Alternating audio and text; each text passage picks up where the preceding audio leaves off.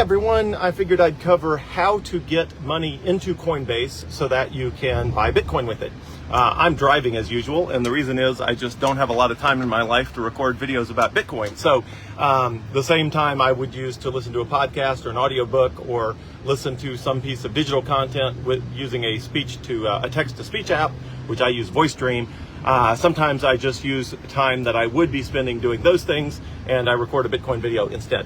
Okay, so on Coinbase, there's a couple of sort of ways to get small amounts of money into Coinbase to buy Bitcoin, like a debit card or a credit card or Venmo or places like that, and they have a variety of those. But for most people, the way they will get the majority of capital onto Coinbase that they use to buy Bitcoin will be by linking it to a bank account. Coinbase uses Plaid, P-L-A-I-D, which is their bank interface partner, and that is the same bank interface partner if you try to link a bank account with Robinhood or most of the other major consumer retail financial applications. Most of them will do the same thing. They will use Plaid to integrate with, to connect to your bank. As part of that process, you'll have to provide your username and password to your bank and your two-factor authentication. And from that point forward, your bank account will be linked with Coinbase, and you can buy as much Bitcoin as you want, up to a limit. And the limit is usually $15,000 a day or something like $35,000 per week. Now, you can apply in the settings of Coinbase, you can apply for higher limits. Eventually, after you apply 3 or 4 times, you end up with the maximum limits. So not that I need them, but I do have the maximum limits possible in Coinbase just because, every time I happen to be in the settings, I click apply for higher limits, and, a day or two later, the limits all go up. So you can link it to a bank account and do it that way. But if you're not comfortable linking it to a bank account, you can use a wire transfer. So wire transferring, I end up wire transferring funds around a lot for a variety of things with business and investments and otherwise. If you don't do it a lot, I will explain what wiring funds is. So the mechanism that banks use to send money to each other is called FedWire. FedWire is the official federal, interstate banking system routing process. And normally at the consumer level, it costs $25 to do a wire transfer. It's called a wire transfer. So a wire transfer typically costs $25. Some banks will let you do wire transfers from within their mobile apps or on their websites. Some of the smaller local banks will only allow you to do a wire transfer if you physically show up into the branch and wire the money from there. And going into the branch to do a wire transfer really does make me feel like I live in the Stone Age. But some banks still require you to do that, and that's just is what it is. So anyway, Coinbase normally requires the bank account that is sending the wire transfer to have the same name on the account as the recipient, which means whoever's name is on the Coinbase account. So if your name is on the Coinbase account, typically you will need to be wiring the funds from a bank account that also has your name on it. Now, a lot of people run into issues there because they have a joint bank account with their spouse. You can try that. Sometimes those will go through, but sometimes they get kicked back, and if it gets kicked back, the money just goes back to your original source of funds.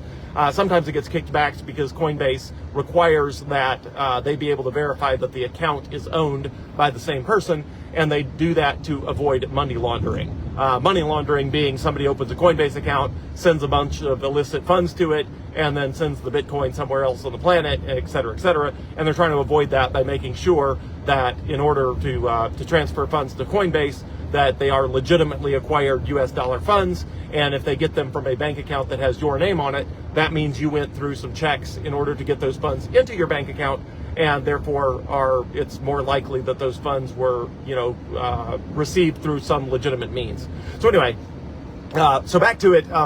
If you want to go through the process, so let me give you the process I would go to. If somebody called me out of the blue and said, I want to buy Bitcoin, how do I do that? I would say, well, how much? If they said, well, less than $1,000 or less than $750 or something like that, then I would say, just, link it to a debit card or something like that. That's probably your easiest mechanism, or use Venmo or one of their other sort of easy processes that has limits that are $750 a day or $1,000 a day. If they wanted to buy more than $1,000 a day, or whatever the limit is for, I don't have them in front of me because I'm driving, but whatever the limit is for a debit card, for example, then I would say the next best thing is to, for larger amounts, is to link it to your bank account. And again, that process is pretty seamless, and most banks will let you do that. Some banks, you'll get a chargeback on them, which means when you go through the process of buying Bitcoin in Coinbase, it'll tell you bought it, and then a few hours later, the bank will basically say, nope, we're refusing to process the funds. And then you got to call your bank, and then it's a painful conversation. Most of the local banks are relatively good about that.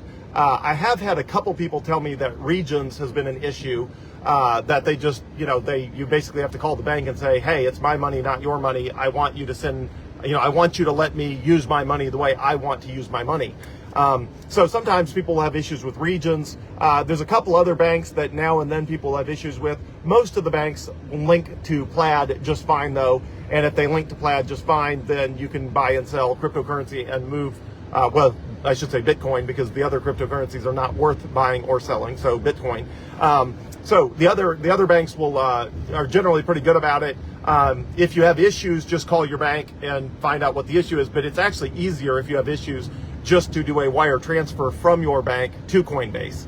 Now, some of the banks will still hassle you, but again, they'll ask you what it's for. You tell them it's for an investment, or whatever it is you're buying it for. I presume an investment, and they're generally fine with that. So anyway, so whether you link your bank account, and I think the highest limits, that typically you can do for linking it to a bank account is like between $15,000 and $35,000 per day, and then there's weekly limits on that as well. Wire transfers are unlimited. So if you wire money to a bank or to Coinbase to buy a Bitcoin, that does take a day or two to process. Although Coinbase says most of the time, if they're involved in a wire, their side of it will happen same day. But oftentimes with banks, it takes an extra day. If you wire funds past usually 2:30 p.m., they will not process it until the next day, which once again makes you feel like you're living in the dark ages, that they can't even send your money past 2:30 until the next day. And you can't, they don't send money on weekends, and it's an archaic, unbelievable system. So, but anyway, whether or not you're linking your bank to Coinbase with Plaid, which is their software that they do that, and that's all, inside the Coinbase app, it's part of the interface. And they walk you through all that, or whether you're linking it or not linking it but doing a wire transfer. Some people feel more comfortable with a wire transfer because you're not actually giving Coinbase or anybody else your bank details. You're literally going to your bank and saying, send money to this wiring instructions, and the wiring instructions involve an address, a bank account number, a routing number, and all that. But that's information you're giving to your bank, and then you're just showing them on the Coinbase app the wiring instructions for Coinbase, and you just tell them, I want to send it here.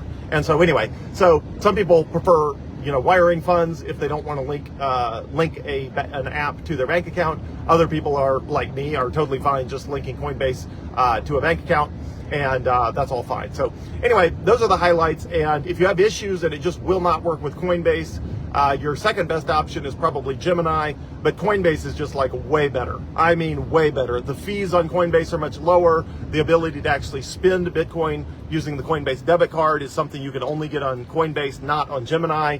Everything about Gemini is worse than Coinbase. So if you can get Coinbase working, I much prefer Coinbase, and the gap between them has grown much larger over time.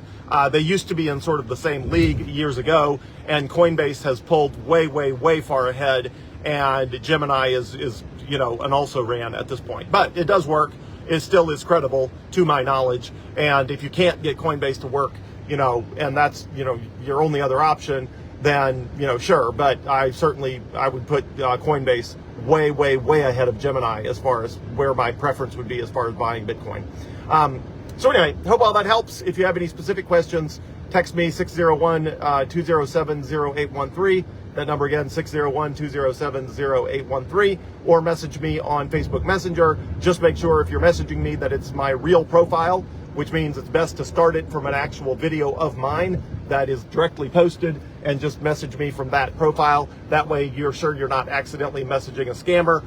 Typically there are one or two other Facebook accounts that have my name on them. They usually have blurred out imagery on them. They just basically, they take my Facebook page, they blur everything out, they start a new Facebook page, and then they start messaging people telling them they have some new cryptocurrency investment scheme or something like that, and they pretend to be me. So if you're messaging on Facebook Messenger, just make sure it's the actual real me at the actual real profile of me. And the best way to do that is probably just to go to the profile that live recorded this video, not a profile that just reposted it, but the one that actually live posted this video. And that way you can make sure you're interacting with the real me. And I'm always happy to send you a quick voice note or a quick video note if you want me to verify, just to make sure that you are talking to the right person in the right place. So let me know if you need anything. Always here to help on your Bitcoin journey. Thanks.